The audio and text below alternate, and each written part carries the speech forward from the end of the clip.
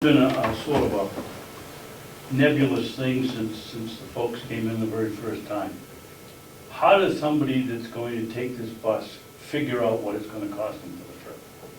They have to call our office, because the calculations are at our office. It's not, we don't do a per mile. We've looked at many different ways to do it. We could do a per mile, we could do different zones. We've chosen to do more like a zone.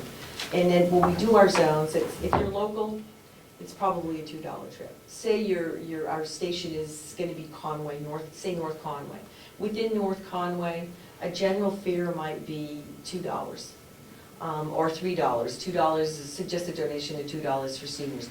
As you move further out, we charge a little bit more each time. It could be an extra $1, so many miles out. We look at the distances of the towns. It's not an easy task, and it's something that we review often, especially in the startup times.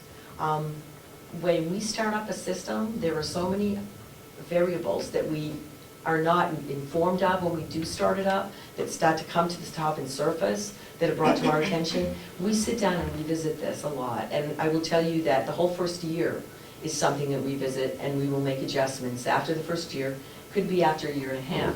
It was proposed to us by a committee that we take and we review and make all our changes in the first 4 months. In the first 4 months, we're still educating people on how to use the system. We're still educating people about what there is available to them, that's even running. It's amazing the number of people after operating for 15 years in other areas still sit there and go, what is it? What do you do? They think it's affiliated with human service organizations such as mental health clinics, because those are the types of buses that we are provided with when we purchase them from our state DOT. And because we are all 501(c)(3)s, what happens is that those basic buses are what they order, so they all look the same. And for years, one of the reasons you have blue buses down here, and I've changed to blue buses in many other areas, so that people can learn that those buses are for anyone, and they're not for either another human service agency or a senior center, that we do operate differently. So, Mr. Mayor. Thank you. Can you say roughly what your, how many of your costs, your total costs, including capital, are going to be recovered through fares or other private sources of income? Oh, percentage-wise, offhand, starting off, it's going to be fairly low starting off. Maybe 15–20% at this point. So we're looking at a lot of other funding sources. That's fares. But you have pro formas, right? I mean, you've done pro formas, so you can say, well, when you're operating at the design levels, you're going to recover X amount by fares. Mm-hmm. Do you do advertising? Do you sell advertising on these buses? We will be. Okay. We really, the public transit route is going to be our biggest to sell on, because they're going to be traveling along a route in a lot of different areas. Our other buses, we will certainly sell on, interior and exterior on all our buses. We will fit that in. But our biggest ones will be the public transit route that are running the main route. But when you're going optimally, then what do your pro formas show you're recovering through all your private sources of income, including fares and ads and stuff? I don't have my budget with me, I'm sorry, I wasn't sure I didn't think I'd get these questions. I thought it was more along the lines of, where's the system at today?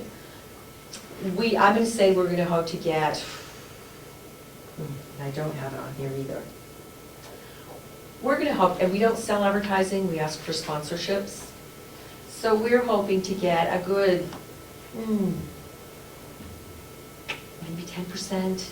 I have to say 10–20%. Out of fares and advertising? No, just advertising. Oh. Somewhere between 10 and 30.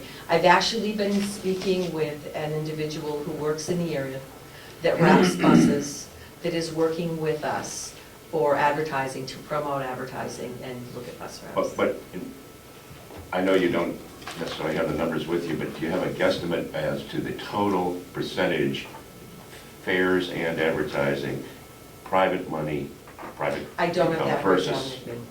Can I get that to you? Yes, I'd be I happy would to get that to you. appreciate I'm going to need names. Yes, you will. So. I'll give you. And these are projections. I understand.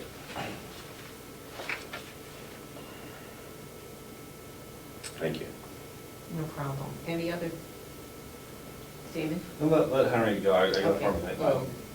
Because you've operated in Henry? Grafton and Coas, the increase in ridership and percentages of seats filled and stuff like that, is it kind of in the area where you thought it would be?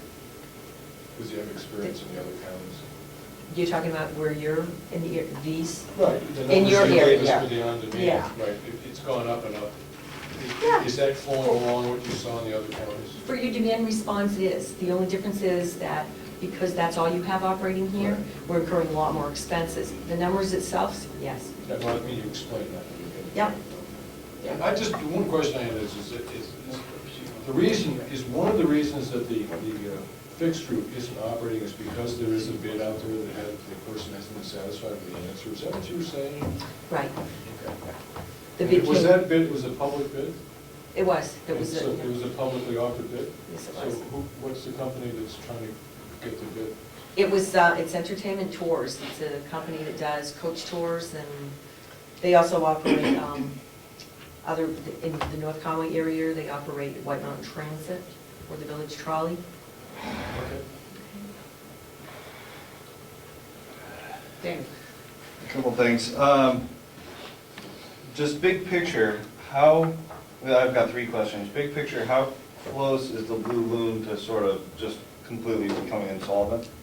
The third question is, I looked at some of the minutes from the advisory committee meeting, and they, in one set in March, I believe, they talked about seniors in Ossipee not wanting to pay a $7 fare, and I assume that would be going to somewhere like Wolfboro. So like, how's anybody going, why would anybody want to pay $7? And also, in the same minutes, the committee issued a motion about disappointment with the advertising and the, just the startup of the transit project. And I wanted to know from Jack if the committee has stuck with that, or if it has kind of backed away from it, or if you're still disappointed with it. And those are my questions for now. Oh, you're welcome. And oh yes, I have one more.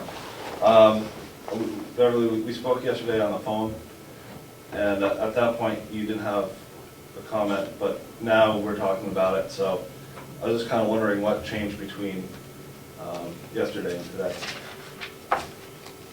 What has changed? Yeah, it seemed like you didn't have much to say about it yesterday, but now you're talking about it freely, so I'm just wondering. I'm talking about our system. Right. I think was- yesterday when we spoke, you were speaking more along the lines of having a conversation with another gentleman, and then you kind of wanted my input on that. And Sure. at that point, I didn't feel comfortable because it's kind of, I mean, there's information that is being sent to him that, I mean, that's, Okay. You know, I see what you're saying. you see what I'm saying? Yep. Yeah. The committee, if you're referring to, The advisory committee. right, we're still frustrated, obviously. Not with the handling of the on-demand system. I think Ted's done a super job there, especially in trying to accommodate people in various areas, and even to the extent of some overlap with buses from different areas providing help and service. Having to cut back somewhat, which is unfortunate, but hopefully that will be relieved if we can get the fixed run buses running. The frustration that the committee has is with the lack of decision, if you will, and to enable us to activate the fixed line buses that we finally have. We initially, there was a frustration over the lack of performance, if you will, on the DOT in getting us the buses. They finally got us the on-demand buses so we could get up and operating. It was in December. The fixed line buses, the route buses, if you will, which are twice as big. The on-demand buses are an 8-seat capacity with 2 stations for wheelchairs. The fixed line or fixed route buses are 16-seat buses and still having 2 positions for wheelchairs in the back. Those buses, all we had originally anticipated having, so we could go into operation last July. First of all, we didn't have the buses. Secondly, we had this problem with entertainment tours, which we needed to get resolved. There's no definite date, which is a frustration, as to when we will have a final answer with regard to their appeal, or protest, if you want to call it. And so that's where we're trying to get the Department of Transportation to work with us to hopefully get this resolved so we can get the fixed line buses in operation. The final appeal goes to above Beverly, within TRICAP, is that? Yes, it goes to the executive, yes, the appeal or protest would go to, if the letter was sent, since the letter was sent out, and when he reads his letter, if he's not happy with it, maybe I don't know if he's gonna wanna accept it, that's up to him, but yes, the appeal for that would go to the executive director of Tri-County CAP. In Beverly, just to follow up one more time, you talked about lettering, that's also part of the issue, is that? Because the buses came, the larger buses, the fixture buses came in, but we also have to have those lettered before we send them down to Carroll County, put them on the road. They all haven't been lettered yet, so we're still waiting for them. When did you get them? Oh, did we get those April. in? April? Yeah, that's it. Okay, I can't. Well, some of them remember are those. lettered, correct? Small ones are. Pardon? Small buses are like. The big buses aren't fully No. lettered? Okay. I have a follow-up question on something David asked. If this gentleman does not accept, or finally says, okay, that's it, I give up, and does not want to take the position or to, under what you're offering, then what happens? We're able to start operating. Under who? It would be under Tri-County CAP. It'd be the same as the demand response system. And also, as Tri-County CAP's operating in the other 2 counties already. Then, We initially started this, and it was Tri-County CAP who, myself, actually, because I'm a trainer down in this area for other human service organizations for passenger assistance and emergency evacuation. And I was told of the need in this area, so I went to my executive director and found out there was a feasibility study that we could apply for, an award to do a feasibility study through a national organization, and we did that. And then they came up, they did their study, and the advisory committee was formed. The very first initial meeting, we had 51 people attending. And I have to say, many of those same people still held on through a very long term of this. We still have quite a few people that are remaining on the advisory committee that's been formed. And from them, we've moved forward. Fortunately, this area was extremely fortunate with the funding for the buses coming through with ARA, which saved Carroll County and us a lot of money to try and raise those funds. Because usually that is an 80-20 match. So we've got $540,000 worth of vehicles operating in this system that we did not have to cover the cost of. Other than that, we would still be trying to raise the money for those vehicles, I'm almost certain. So it was really a nice boost for us. So that's, with the demand response started up, we're hoping to get the others started up fairly soon.